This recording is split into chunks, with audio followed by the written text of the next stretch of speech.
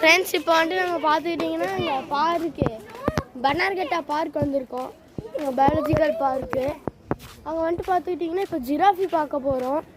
இப்போ ஜூலாம் வந்துட்டு ஜிராஃபி அங்கே இருக்குது. ஆனால் இப்போ நம்ம அங்கே போக போகிறதில்ல. சரி, நான் அப்புறம் ஜூ முடிச்சுட்டு உங்களுக்கு நான் வ்ளாக் பண்ணுறேன்.